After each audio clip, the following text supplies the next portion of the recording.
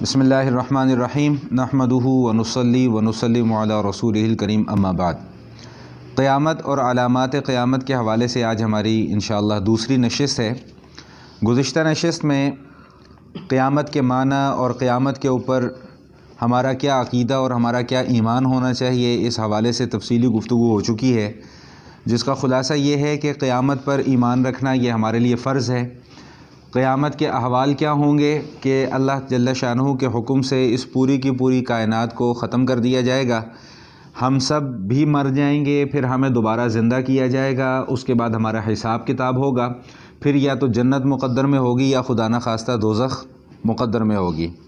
قیامت سے پہلے نبی علیہ الصلوۃ والسلام نے بہت سارے فتنوں کی پیش گوئی فرمائی، جن کا تذکرہ میں آپ کے سامنے کر چکا ہوا ہوں، اور اس حوالے سے جو بنیادی اور اہم ترین نقطہ تھا وہ یہ کہ ان فتنوں سے بچا کیسے جائے۔ تو حذیفہ بن یمان رضی اللہ تعالیٰ نے فرمایا تھا کہ جو شخص ان فتنوں کو جانتا ہوگا وہ ان فتنوں سے بچ جائے گا، اور دوسری بات یہ ارشاد فرمائی تھی کہ ان فتنوں سے بچنے کے لیے دعاؤں کا اہتمام کرنا بھی ضروری ہے۔ آج کی نشست میں ہم انشاءاللہ علامات قیامت کے حوالے سے کچھ علامات کا تذکرہ کریں گے۔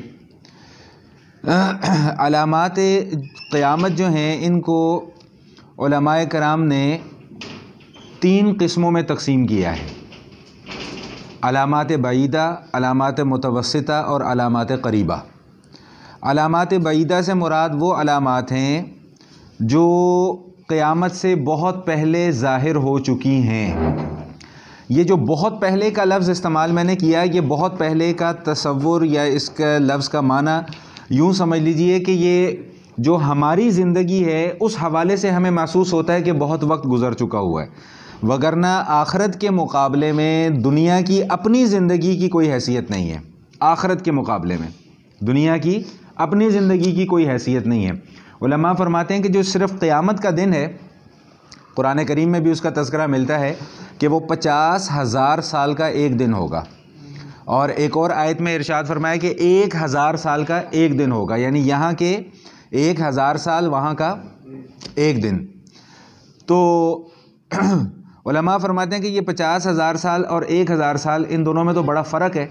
تو اس کا جواب یہ دیا ہے کہ جو لوگوں کے احوال ہوں گے ان کے مطابق قیامت کا وقت ان کے اوپر گزر جائے گا، یعنی اگر نیک لوگ ہوں گے، متقی ہوں گے، پرہیزگار ہوں گے، تو ان کے لیے قیامت کا یہ جو 50,000 سال کا دن ہوگا وہ ایسے گزرے گا جیسے عصر اور مغرب کے درمیان کا وقت ہے، اور جو خدا نخواستہ گنہگار ہوں گے ان کے لیے پھر ان کے گناہوں کے وبال کی مقدار کے مطابق ان کا دن ان کے مطابق لمبا گزرے گا، جیسا کہ حدیث شریف میں آتا ہے، مفہوم ہے کہ قیامت والے دن سورج جو ہے یہ ہمارے اتنا قریب ہوگا کہ تقریباً 1.25 نیزہ، یہ اتنا قریب سورج ہمارے ہوگا۔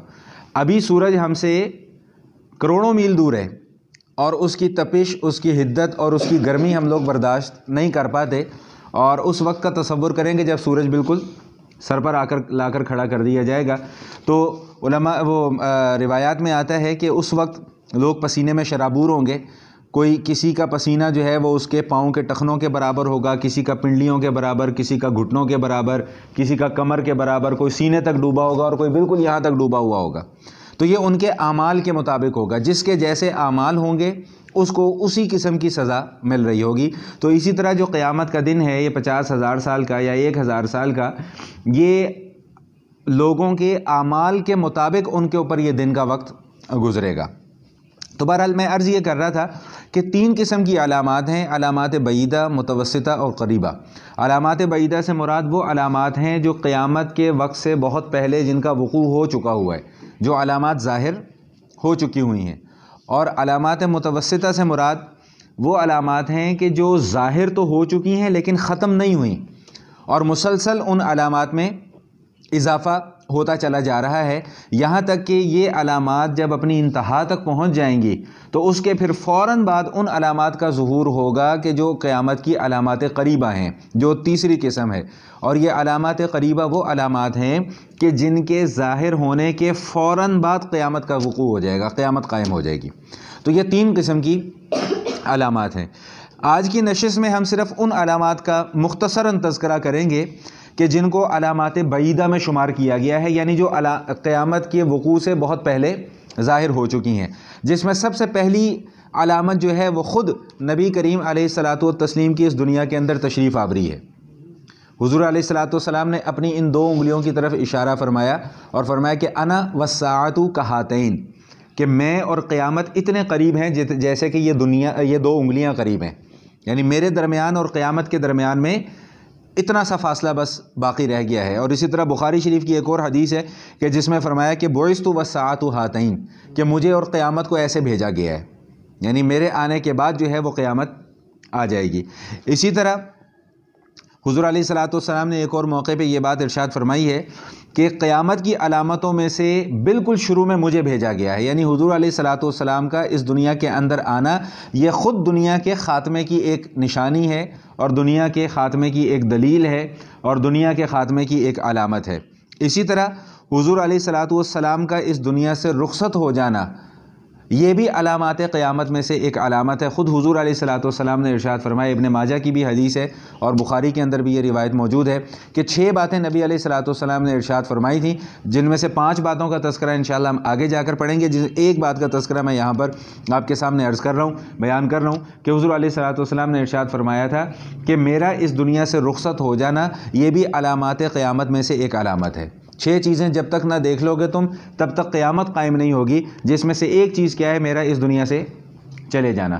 تو حضور علیہ الصلاۃ والسلام کا اس دنیا کے اندر آنا اور حضور علیہ الصلاۃ والسلام کا اس دنیا سے تشریف لے جانا یہ دونوں علامات قیامت میں سے ایک علامت ہیں۔ حضرت عمر رضی اللہ تعالی عنہ کی شہادت یہ بھی علامات قیامت میں سے ایک علامت ہے۔ حضرت عمر رضی اللہ تعالیٰ عنہ کی زندگی کے جو احوال ہیں، ہم میں سے الحمدللہ بچہ اس بات کو جانتا ہے کہ اللہ تعالیٰ نے ان کو کیا مقام اور کیا فضیلتیں عطا فرمائی تھیں جو کسی اور کے حصے میں نہیں آئیں۔ حضور علیہ الصلاۃ والسلام نے ارشاد فرمایا تھا کہ عمر جس راستے سے گزرتا ہے شیطان اپنا راستہ بدل لیتا ہے عمر کو دیکھ کر۔ یہ صرف عمر ہی کی خصوصیت ہے کہ شیطان راستہ بدل لیتا ہے کہ عمر آ رہا ہے، میں نے نہیں جانا یہاں سے۔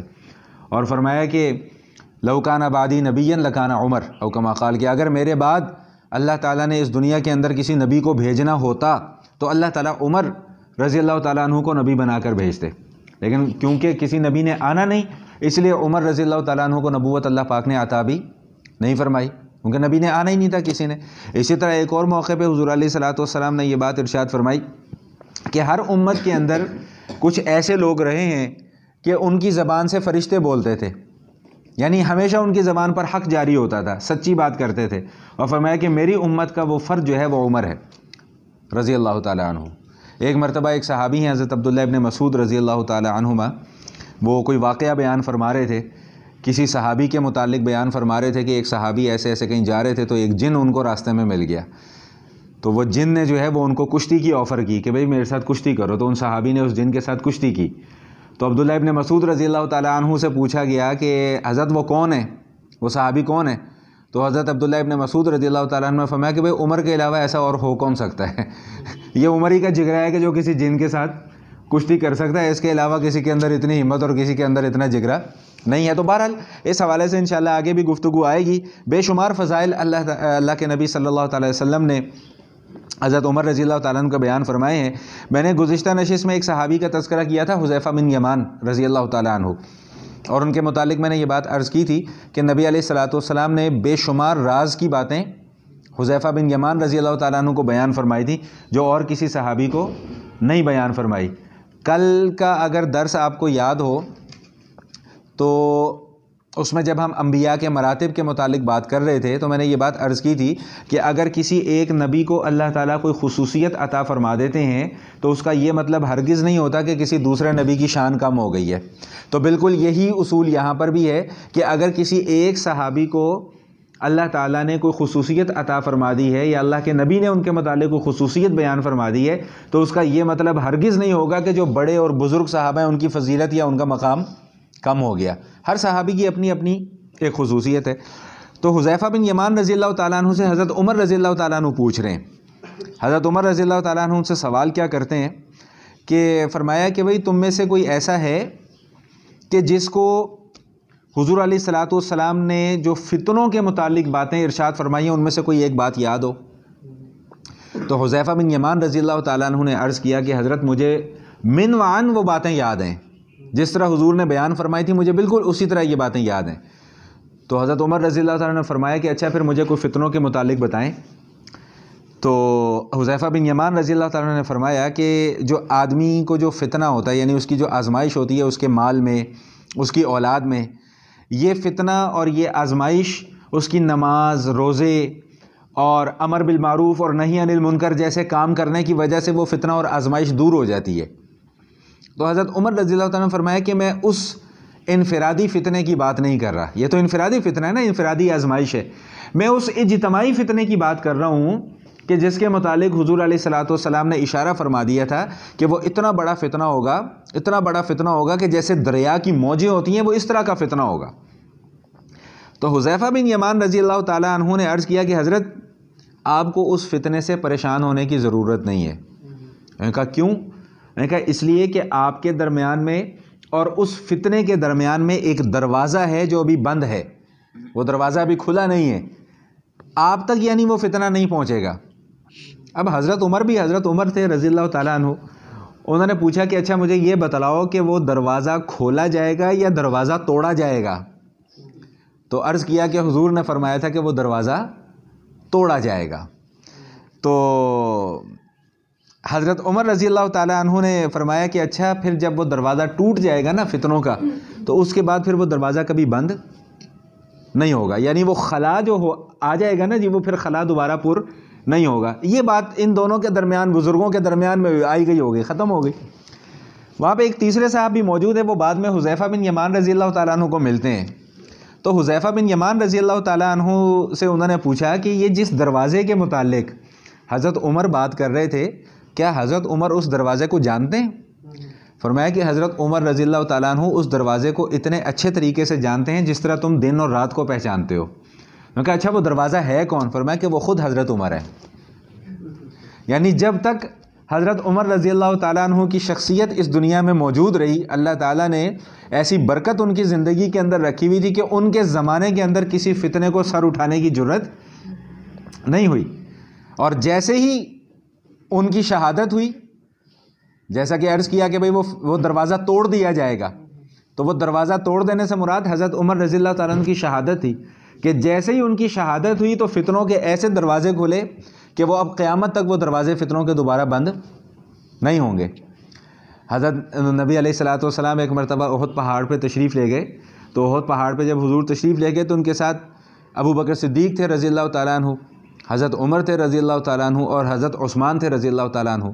تو احد پہاڑ کو ذرا جوش آیا کہ آج اتنی بڑی بڑی ہستیاں مجھ پر جلوہ فرما ہوئی ہیں، تو احد پہاڑ جو ہے نا جی وہ جھومنے لگا، ہلنے لگا۔ تو نبی علیہ الصلوۃ والسلام نے اس کو ڈانٹا کہ خاموش، چپ کر کے کھڑا رہے، تجھے پتہ نہیں کہ تجھ پر ایک نبی ہے، ایک صدیق ہے اور 2 شہید ہیں؟ یہ صحیح حدیث ہے، ایک نبی خود حضور علیہ الصلوۃ والسلام، صدیق حضرت ابو بکر صدیق رضی اللہ تعالیٰ عنہ، اور 2 شہید، یعنی ان کی زندگی میں ہی نبی علیہ الصلوۃ والسلام نے ان کی شہادت کی پیش گوئی فرما دی تھی کہ 2 شہید ہیں، ایک حضرت عمر رضی اللہ تعالیٰ عنہ اور ایک حضرت عثمان رضی اللہ تعالیٰ عنہ، اور فرما دیا تھا کہ ان دونوں کو بھی شہید کر دیا جائے گا۔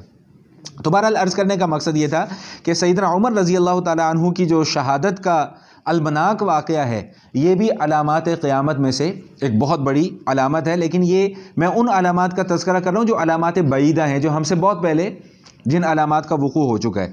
اسی طرح روایات سے یہ بات بھی معلوم ہوتی ہے کہ حضرت عثمان رضی اللہ تعالیٰ عنہ کی جو شہادت ہے، حضرت عثمان رضی اللہ تعالیٰ عنہ کی شہادت، یہ بھی علامات قیامت میں سے ایک علامت ہے۔ حضرت حذیفہ بن یمان رضی اللہ تعالیٰ عنہ فرماتے ہیں کہ حضرت عثمان رضی اللہ تعالیٰ عنہ کی شہادت کے بعد فتنوں کا جو آغاز ہوگا، پھر یہ فتنے دجال کے خروج پر ہی جا کر ختم ہوں گے، اس سے پہلے یہ ختم نہیں ہوں گے۔ اور غالباً حضرت عبداللہ بن سلام رضی اللہ تعالیٰ عنہ، جو یہود کے بہت بڑے عالم بھی تھے، بعد میں انہوں نے ایمان قبول کر لیا تھا، غالباً ان کا فرمان ہے یا کسی اور کا فرمان ہے کہ حضرت عثمان رضی اللہ تعالیٰ عنہ کی شہادت کے موقع پہ فرمایا کہ اب یہ جو تلوار نیام سے نکل آئی ہے نا، یہ دوبارہ کبھی نیام کے اندر واپس نہیں جائے گی۔ یعنی اب جو جنگ و جدال کا آغاز ہو گیا مسلمانوں کے اندر، خود کے اندر خانہ جنگی کا جو آغاز ہو گیا ہے، یہ خانہ جنگی اب قیامت تک جاری رہے گی، اس سے پہلے ختم نہیں ہوگی۔ یہی وجہ ہے کہ نبی علیہ الصلاۃ والسلام نے اپنی مبارک زندگی میں ہی مسلمانوں کے درمیان میں ہونے والی خانہ جنگیوں کی پہلے سے ہی پیش گوئی فرما دی تھی، جس کا نتیجہ کیا نکلا کہ حضرت علی حضرت امیر معاویہ رضی اللہ تعالیٰ عنہ کے درمیان میں جنگ ہوئی، حضرت علی رضی اللہ تعالیٰ عنہ سیدہ عائشہ صدیقہ رضی اللہ تعالیٰ عنہ کے درمیان میں جنگ ہوئی، حضرت حسین رضی اللہ تعالیٰ عنہ کی شہادت ہوئی۔ یہ سارے کے سارے المناک واقعات اور المناک حادثات جن کی پیش گوئی خود نبی علیہ الصلاۃ والسلام اپنی زندگی میں ہی فرما چکے تھے کہ مسلمانوں کے درمیان میں بڑی بڑی جماعتوں کے درمیان میں جنگ ہوگی، جدال ہوگا، اور مزے کی بات یہ ہوگی کہ وہ دونوں ہی جماعتیں حق پر ہوں گی، دونوں ہی جماعتوں کا دعویٰ یہ ہوگا کہ ہم صحیح ہیں، اور دونوں ہی جماعتیں مسلمانوں کی جماعتیں ہوں گی۔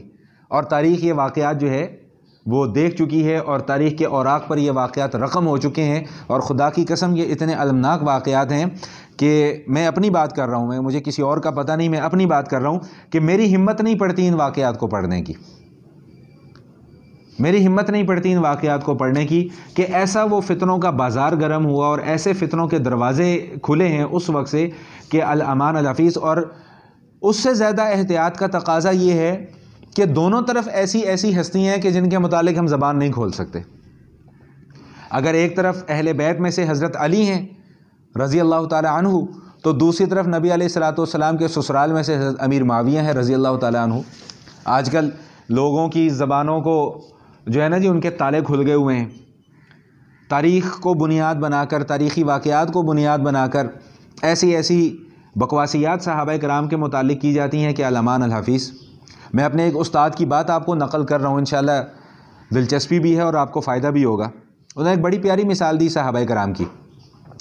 لوگ یہ کہتے ہیں نا جی فلاں صحابی نے تو شروع میں ایمان قبول کر لیا، فلاں صحابی نے آخر میں جا کر ایمان قبول کیا، تو شروع میں ایمان قبول کرنے والا افضل ہے، آخر میں ایمان قبول کرنے والا افضل نہیں ہے۔ یہ خود ساختہ ایک دلیل ہے۔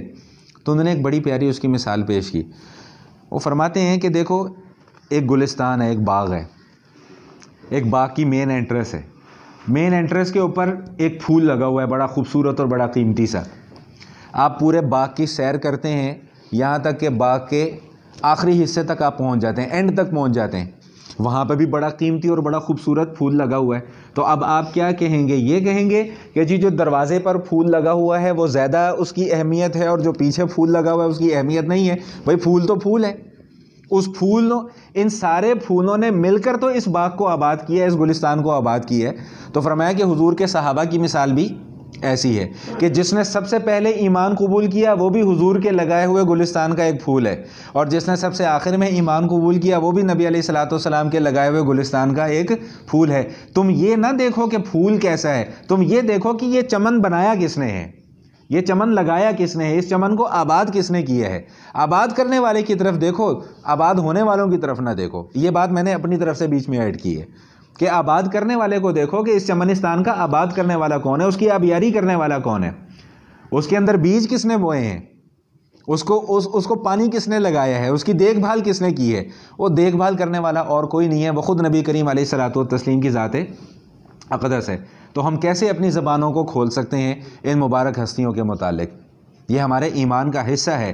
ان کے آپس کے اختلاف وہ ان پر چھوڑ دیں، وہ میرے اور آپ کے کرنے کے کام نہیں ہے۔ میرے پاس ایک دفعہ ایک صاحب آئے، وہ مجھ سے نا انہی موضوعات کے اوپر بحث کرنے لگے، اور انہوں نے امیر معاویہ رضی اللہ تعالیٰ عنہ کا نام ایسے لیتے تھے جیسے کوئی ان کا نا چھوٹا بھائی ہے۔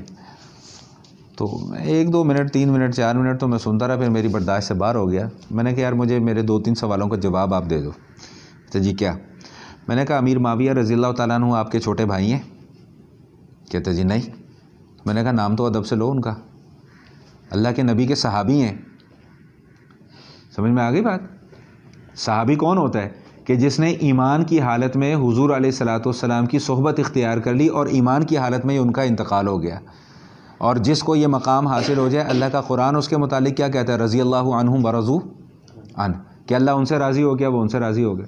تو جب اللہ ان سے راضی ہو گیا تو میں اور آپ کون ہوتے ہیں ان کے متعلق بات کرنے والے؟ دوسری بات میں نے ان سے یہ پوچھی کہ یہ سارے واقعات آپ نے دیکھے ہیں؟ کہتا جی نہیں۔ میں نے کہا آپ کے ابا جی نے دیکھیں؟ کہتا نہیں۔ میں نے کہا آپ کے دادے نے دیکھیں؟ کہتا نہیں۔ میں نے کہا آپ کے پردادے نے دیکھیں؟ کہتا نہیں۔ تو میں نے کہا پھر آخرت میں جا کر تم سے ان واقعات کے متعلق پوچھ تاچھ ہونی ہے؟ کہتا نہیں۔ تو میں نے کہا پھر اپنی زبان بند رکھو، جب تمہارا اس سے کوئی لینا دینا نہیں ہے، نہ تمہارے سے آخرت کے متعلق ان واقعات کے متعلق پوچھ تاچھ ہونی ہے، تو پھر اپنی زبان کھولنے کی ضرورت کیا ہے؟ بات سمجھ میں آ رہی کہ نہیں آ رہی؟ تو بہرحال میں عرض یہ کر رہا تھا کہ حضرت عثمان رضی اللہ تعالیٰ عنہ کی شہادت کا جو المناک واقعہ اور المناک حادثہ ہے، یہ بھی علامات قیامت میں سے ایک علامت ہے۔ اس کے بعد نبی علیہ الصلوۃ والسلام نے فتنہ تاتار کی بھی پیشن گوئی فرما دی تھی۔ یہ جو تاتاریوں کا فتنہ آیا 656 ہجری میں، جب ہلاکو خان نے، چنگیز خان کا جو پوتا تھا ہلاکو خان، اس نے تقریباً 1 ماہ تک مسلمانوں کا قتل عام جاری رکھا، اور جس کا نتیجہ کیا نکلا کہ بغداد آپ کے ہاتھ سے چلا گیا۔ حضور علیہ الصلوۃ والسلام اپنی مبارک زندگی میں ان واقعات کی پیش گوئی بھی فرما چکے ہوئے تھے۔ اور ایک پیش گوئی نبی علیہ الصلوۃ والسلام نے ایک آگ کے متعلق فرمائی تھی کہ حجاز کے علاقے سے ایک آگ نکلے گی، اور وہ آگ اتنی پھیلے گی کہ بصرہ کے علاقے تک اس آگ کی روشنی جو ہے وہ محسوس کی جائے گی۔ تو علماء فرماتے ہیں کہ 654 ہجری میں یہ علامت بھی ظاہر ہو چکی ہوئی ہے قیامت کی۔